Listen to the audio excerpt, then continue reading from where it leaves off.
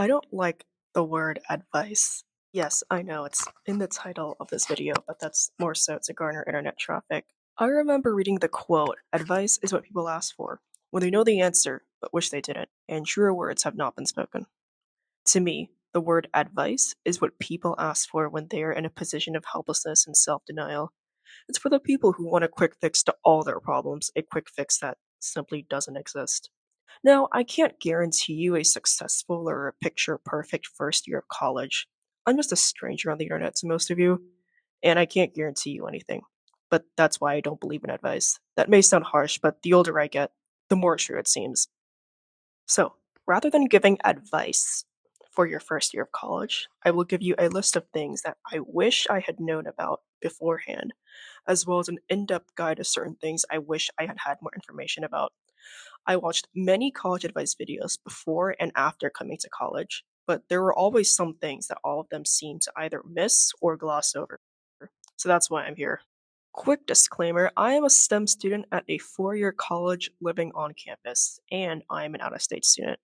I would like to make it clear that what I say here may not apply to everybody, and that I am speaking purely from my own viewpoints and experiences. Now, let's get started. 1. If you are an incoming freshman to college and you still have access to your high school records, I would highly recommend that you download these immediately. You might be wondering why, since you're probably looking forward to never looking back at high school.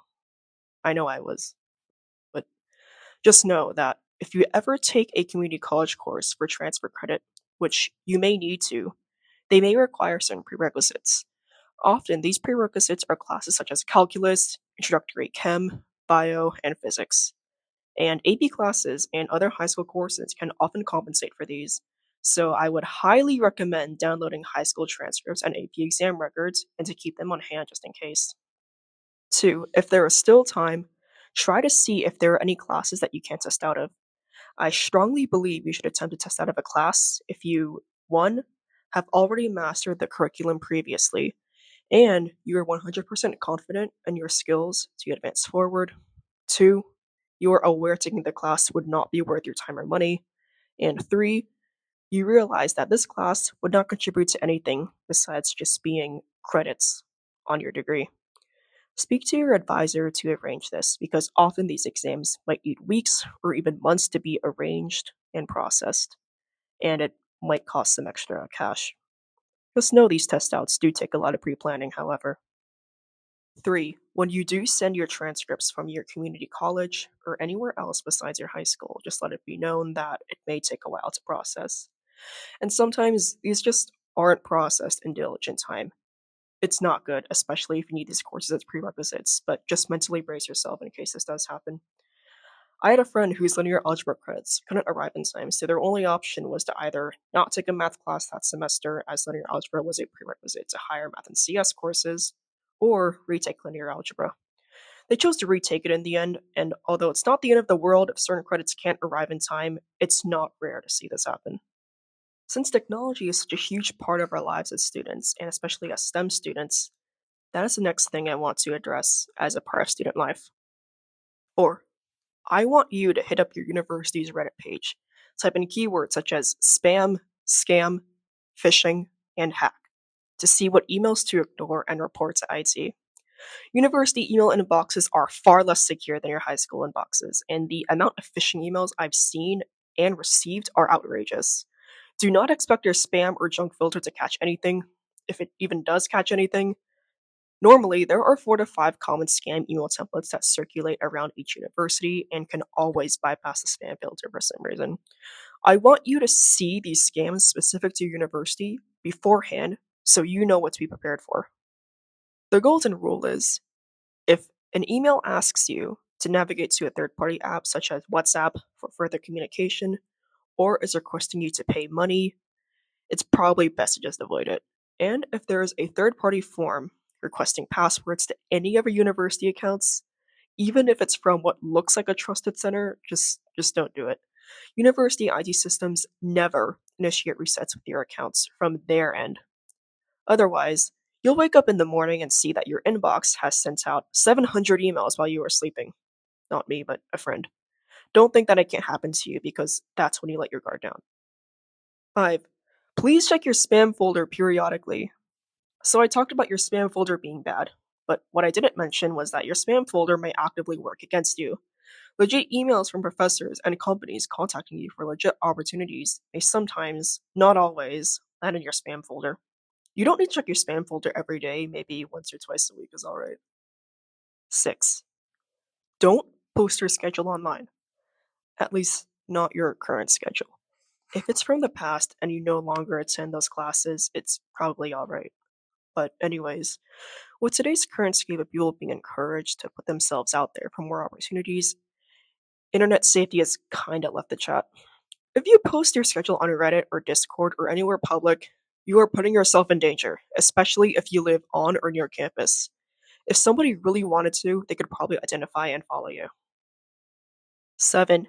If you plan on becoming a college content creator, be careful of the things you post. I talked about not posting your schedule or any other identifying details about yourself, at least not until after you have removed yourself from that situation. But there's more than that. You may see other creators filming their online classes with their professors, classmates, and professor slideshows in clear view, and I never understood that.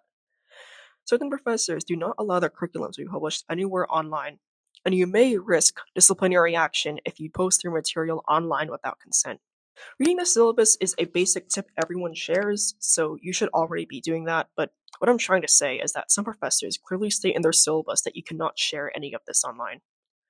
Even if a professor doesn't state a policy like this in the syllabus, I think it's best to just err on the side of caution. Whenever I film my study vlogs, the only things that I show on screen are my own notes or publicly available resources provided by instructors. When I was taking a data science lab, for example, the syllabus stated very strictly that the code we wrote was not to be shared anywhere, and that was why I never showed my data science lab work in my vlogs. 8. Of course, I need to talk about AI. Make AI your servant, not your master. We've all seen what happens to students that become too over reliant on AI. But at the same time, if you cannot leverage AI properly, then you are putting yourself behind other students that can. This was a tough pill for me to swallow at first, as I was determined to not become like the stereotypical Gen Z student that uploaded all critical thinking to LLMs. But I made the huge mistake of not seeing AI as what it was, a tool. A tool that could be mishandled, definitely, but also take your learning to the next level if weaponized properly. I now use AI by checking my homework answers and mistakes on my practice exams, and when I do make mistakes, I ask AI to help explain any intuitive patches that I am missing. AI can greatly accelerate the process of going over what you don't know and helping you learn it, and I feel that that is the absolute best way to take advantage of it. 9. You need to check third party apps frequently for assignment deadlines. It's silly, but there is no one central LMS that holds all set deadlines and assignments in college. At Purdue, I believe that Gradescope is the most commonly used third party app. There's also WebAssign, Pearson, Wiley Plus, you name it. Depending on how your classes are structured, you must log into these platforms regularly to stay on top of assignments. I have heard too many stories from friends who had had difficulty finding assignments just to discover that the deadline had already passed. 10. Your life will become a lot more dependent on your cell phone, like it or not. It's annoying because adults are always complaining about how the younger generation is always on their phone, but the modern world is set up around your phone. Everyone finds this infuriating to a certain degree, especially if your school, like mine, does not provide physical ID cards and makes everyone keep theirs on your phone. If you do want a physical ID card, you need to go out of your way to acquire one and pay out of pocket. That being said, I would like to point out that nearly everything in college requires an app. From getting free food and merch, because clubs that are providing free things sometimes make you do silly stuff on random apps, to booking bus rides, to qualifying for attendance in class, to checking dining hall menus, to doing your laundry. You need a functional smartphone and an app, as well as a working SIM card and a credit card and a dozen accounts linked to your email and a decent Wi Fi connection. Do expect more random junk mail in your inbox from these third party companies. The amount of personal information that you are handing over to these apps is outrageous. I've been talking about technology so much that I haven't even touched upon the academic and campus aspects yet. 11. Learn to pick your poison. None of the college influencers I watched talked about the fact that office hours and class times sometimes overlap. Not a single one. Anyways, expect that to happen. You have office hours for a subject you need help with at the same time as an important lab or lecture. In this case, you need to decide between the two. Which one is worth more of your time? You can't do it all in college, and that's just a fact. I really dislike how college influencers tend to frame events in college as each having their own time, because that simply isn't true. There isn't enough time to attend all the classes, clubs, seminars, office hours, outside events, and do all the side quests that are on your bucket list. And that's just a hard pill you need to swallow. 12. I don't know about other schools, but Purdue does not hand out the final schedule until the middle of the semester. Once you get your final schedule, please map out everything. Note down the time of day, day of the week, and whichever room and building that your exams take place in. Most basic college influencers tell you to do this with your classes, but you should also do this with your exam schedule. Even if you think you know which building an exam is taking place in, always double check if there is any confusion. Please, if you have a spare moment between classes or on a weekend, please do a quick tour of what your final exams are. This may seem silly and frivolous, but you never know how hectic your finals week might be. I would say the less time you have in between exams during finals week, the more important it is to actually find the exact room your exams are in. I remember vividly that for one of my classes, the final exam took place in a building that was abbreviated as LAM. When I typed this into Google Maps, there were three buildings that popped up. One was a field house, the other was an engineering building, and the last one was the communication school. Only the field house had the official abbreviation of LAM, but I was still slightly skeptical. I brought this up during class, and even my professor was confused, and she said that she would get back to us with more information. Lo and behold, my exam was in the field house, which was also one of the farthest buildings from my dorm, by the way. In another universe, that final exam would have been a disaster with students scattered throughout different buildings. 13. Speaking of spending time between classes wisely, I also recommend using that time to tour buildings you are unfamiliar with and to find good study spots as well as good restrooms. It never hurts to find convenient study spots, food spots, and restrooms between inconvenient classes, especially when one schedule will switch up every few months. 14. Coming from the Bay Area and attending a competitive, sweaty high school with high grade deflation, I often see this attitude where people think classes cannot contribute anything to my resume beyond my GPA. Projects are where I should be spending most of my time and effort, and I think that mindset is absolutely detrimental. Now, I am not saying to cut corners on personal projects, as though those can be amazing resume boosters. No, I am saying that the key mistake here is neglecting the core classes you are paying for. You are paying to be trained in and to perform certain skills in a high pressure setting, which is something that no personal project can replace. No, you can't exactly liquidate that into a resume, but it's an invisible skill that you will absolutely need going forth. Neglecting your academic classes in favor of startups and personal projects or whatnot will definitely come back to bite you. 15. Your goal by the end of your first year should be to find somebody that you can ask for a letter of recommendation. Admittedly, students on the quarter system have an advantage here because they go through more rounds of classes. You may be looking to attend summer programs, or to enter research labs, or to apply for scholarships and whatnot, and those may require letters of recommendation. It's always good to find somebody who you feel you have enough rapport with to ask for a letter of recommendation by the end of your first year. 16. 16 is an unpopular opinion. You should be wary of peers who say college is a scam. To be fair, the world of higher education can be very financially predatory, and there are definitely flaws in the system. I am not denying that. But my issue with people who call college a scam is that often These are people who use this phrase to avoid accountability from academics and other aspects of life. Let me explain. I knew somebody who often called the education system as a whole a scam, blaming his low grades entirely on his teachers and external circumstances. However, this individual was also blaming other guys for stealing his crushes away after romantic rejections.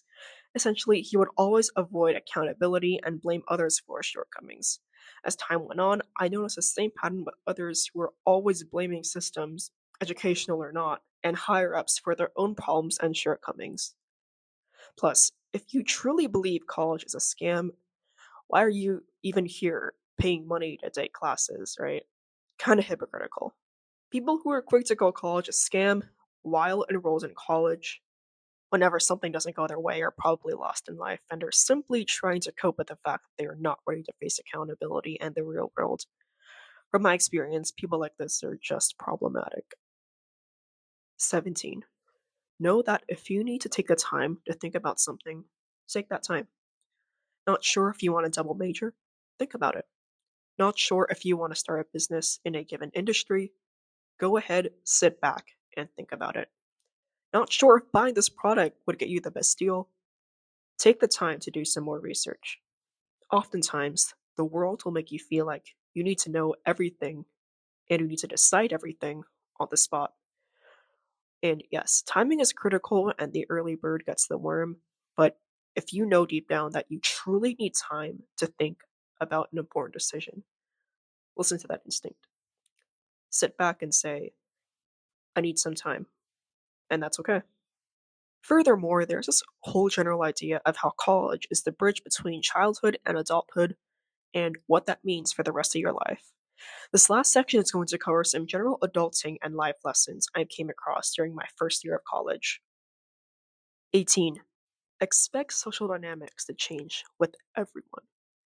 Interacting with your peers, professors, and TAs at college will be far different than any interaction you had in high school. When you return home, you will discover that interacting with your own family will also be different now that you have officially returned home as an adult for the first time. As for my friendships, I didn't notice too much of a difference with the social dynamics, but the topics of our conversations had definitely shifted. 19. Know the difference between blaming yourself and taking accountability. Blaming yourself is when you refuse to change and adapt to your environment, simply claiming that you are a victim of your own wrongdoing. You are deflecting accountability and offloading it onto external circumstances. Taking accountability is acknowledging that there is a flaw somewhere in your life and that you will actively step in to improve the situation the next time around. Don't blame yourself for not getting the grade you wanted. Step up and into your power by asking yourself what you can change the next time around. Same applies to many other things in college. 20. Entering college will not fix any of your problems. I hate how college influencers often say that college is a blank slate for everyone. In some ways, that's just not true. A new environment will not take away any of your problems. If anything, it'll only amplify it.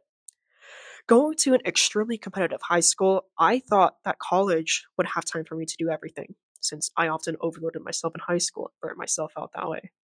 But as I mentioned above, I quickly realized that that was not the case. I struggled with burnout from taking on too many activities because I just felt like I had to do everything that caught my eye in high school. And that tendency did not go away once I entered college. It was only amplified. And on top of that, I was dealing with plenty of newfound physical health issues when second semester hit. For example, if you struggled with your sleep schedule in high school, don't think that just because you are out of your competitive high school, you can get more sleep in college. If you struggled with mental health in high school, that won't just go away. Problems, especially problems from bad habits, will not vanish once you enter college. Just know. 21. Start tuition maxing. I'll explain. Because you are paying so much money to be on this campus, take full advantage of anything it has to offer. My first year of undergrad, I booked an appointment with my school's financial advising office and finally cleared up my misconceptions about stocks, bonds, and ETFs, for one. I also attended many fun events where free food was offered and where I got to learn about different opportunities around campus. I even got to solder my first circuit board and engage with Arduino electronics for the first time this way. Also, go to high traffic areas such as libraries so you can be exposed to a myriad of listings for different events. Sign up for emailing lists. You never know when one email or flyer announcing an event is going to change your life. Tuition maxing will look different to everybody, but for me, that is what it entailed. 22. Yes, this does mean that you will have lots of decision fatigue. It gets tiring after a long time, deciding what internship you want to apply for, which hackathons to go to, which courses to pick, and where you want to study, and where you want to eat.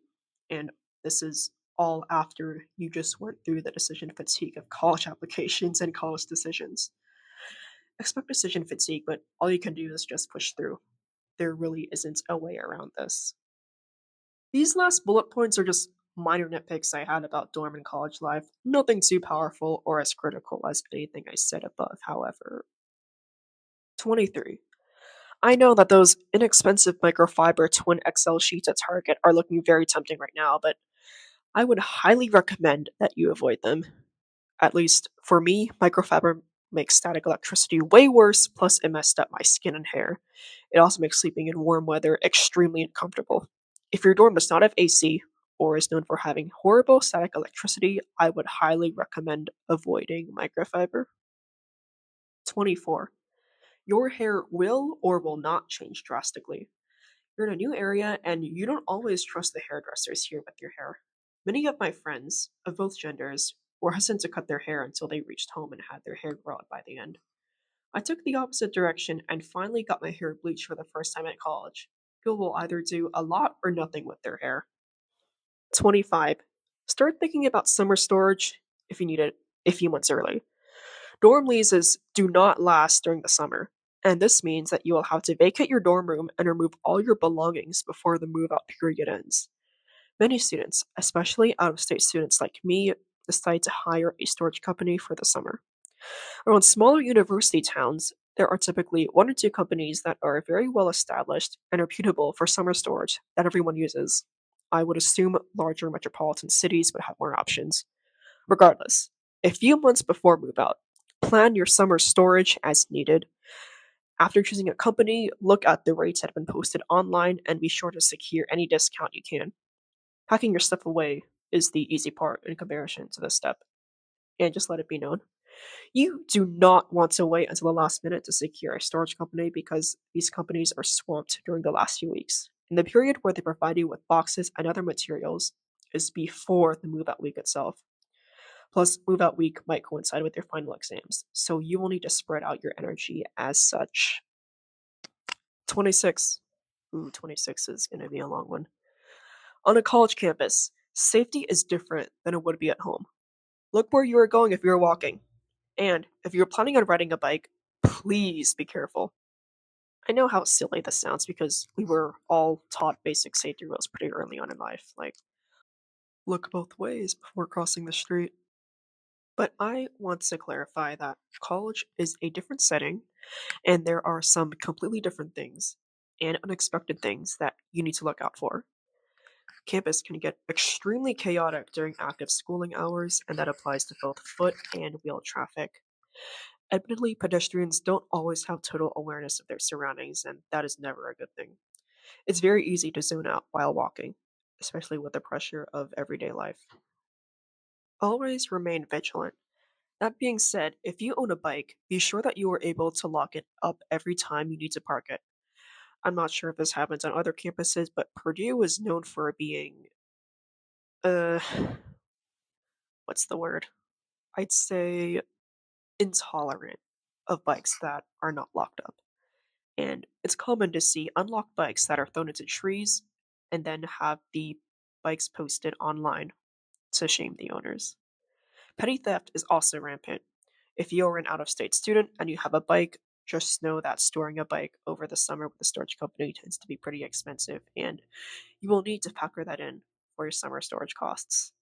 During my first year at Purdue, I think I saw about 5 collisions with my own eyes, all involving bikers. It was bikers and bikers colliding, bikers and pedestrians colliding, or in the worst case, with the ambulance getting involved, a biker and a vehicle colliding. That being said, if you own an e-board or decide to use a university e-board, abide by your university's rules about where they are allowed. I say this because most universities do not allow electric scooters or e-boards or e-vehicles inside residential buildings or any campus building because they have a history of catching fire. The penalty is extremely severe for this, but unlike other rules, this is actually one of the rules that everyone follows. And you actually will be called out if you do not follow this rule. I also have heard some stories, albeit rare stories, of idiots in cars trying to literally push bikers off their bikes just because they feel like it. Watch out for the idiots driving around in cars throwing soda cans and other projectiles at you. Again, a rarity, but it does happen. I myself was targeted by these people. I was minding my own business, taking a walk at nighttime, when some guys drove up to me and threw a water balloon at me. At least I think it was water. Granted, they missed, but as I continued my walk, I saw that I wasn't the only one being targeted. They were throwing water balloons at everyone on the sidewalk that night, even the girls who were taking graduation pictures. In general, just remember to always be vigilant when transporting yourself somewhere. Watch out for yourself and others, as well as any of your private property. 27. By now, you're probably a bit tired of your family's home cuisine. I know I was tired of it when I left for college, but after a few months of having nothing but dining hall food, I was just missing my family's home cooked food. The dining hall food wasn't bad by any means, but it just didn't hit the same. Not realizing how good your home food was is just a canned experience for all college students. 28. After your first semester, you may or may not have a mini crisis. When it's roughly 3 a.m. and you're up scrolling through various double major options, you will be thinking about the future ahead of you and if you're making all the right decisions, or if all your efforts will be for nothing and your degree won't get you anywhere. The fear will take over for the night, but you'll wake up the next morning and forget that anything happened. And that's it for what to expect and guidance for your first year of college. I said earlier that I'm not promising you a perfect first year of college, but I do hope that one way or another, if you are an incoming college student, I hope that this helps you.